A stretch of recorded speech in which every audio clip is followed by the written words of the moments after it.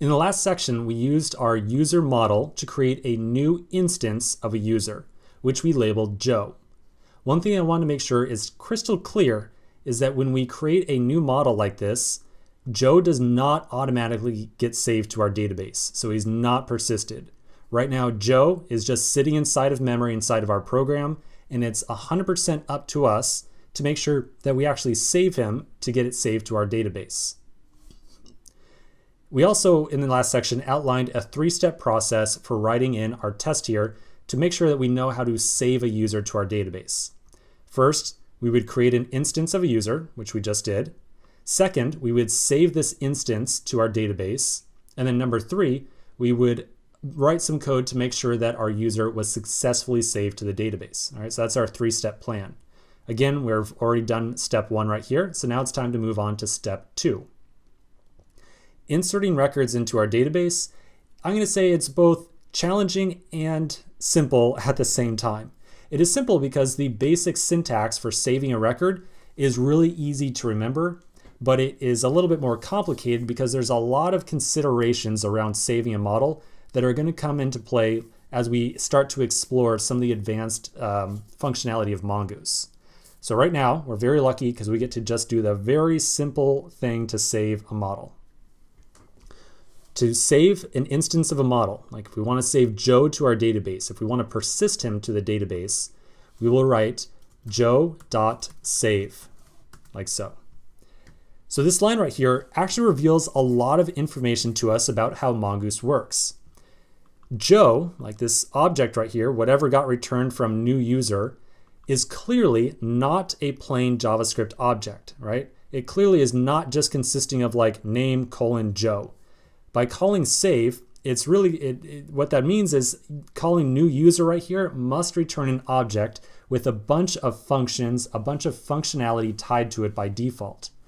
So this instance of user right here, Joe, has a ton of functions attached to it that we can call at any given time, one of which is save, and we'll use many other functions over time as well.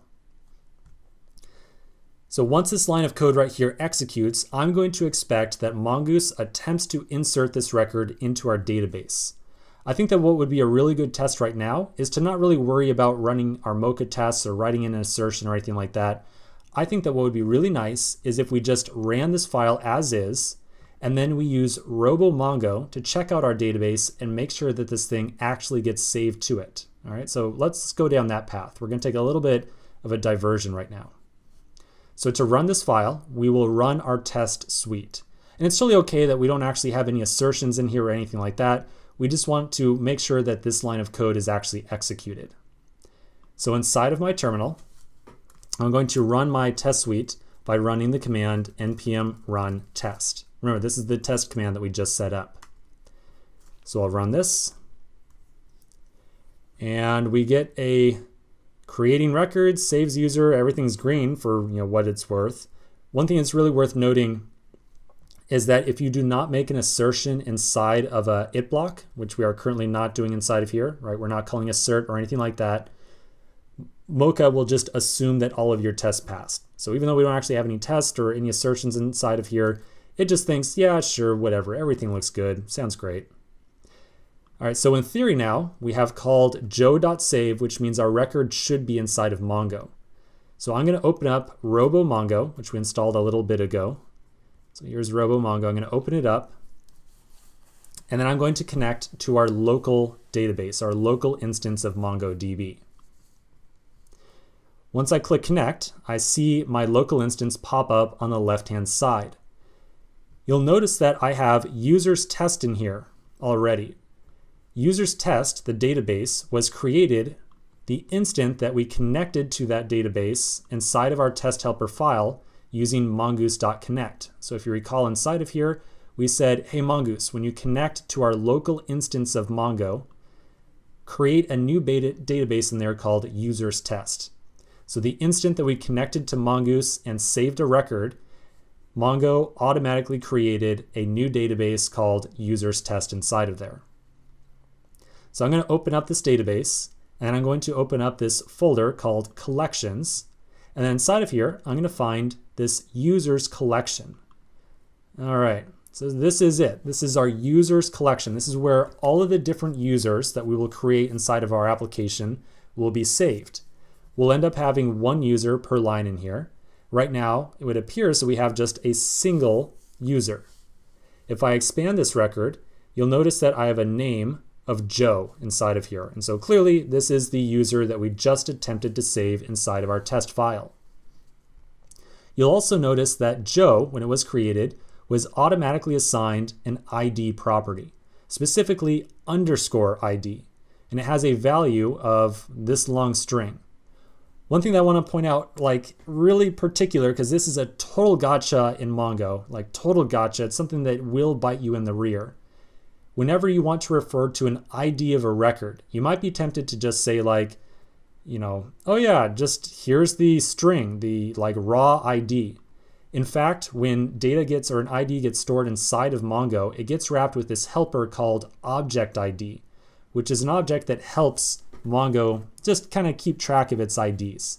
We'll talk a lot more later about what this object ID thing is right here and the impact that it has on some of the queries that we write whenever we use the core or like underlying Mongo drivers rather than using Mongoose. All right, anyways, that's getting a little bit off topic. I apologize for that. The real important thing here is that we ran our test file, we created Joe, and then we saved Joe to our database, and we automatically saw him appear to pop up inside of here, exactly what we wanted. So clearly, Joe is getting persisted to our database. There's just one small little thing that I want to check out. I want to run my tests again. So at the command line, I'm going to again run npm run test. I'm going to run this thing. And okay, everything looks good again. And now I'm going to come back over to RoboMongo.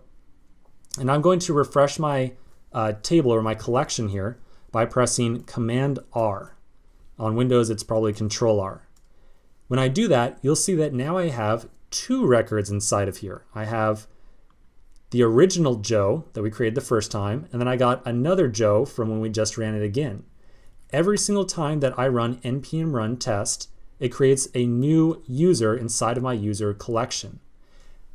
So I want to ask you, do you think that in a testing environment, would this be a bad thing to have happen? I'm going to let you ponder that a little bit, and we'll continue the next section, and we'll decide whether or not this is a bad thing to have happen inside of a testing environment. So think about it for just a second, and then we'll make a decision in the next section.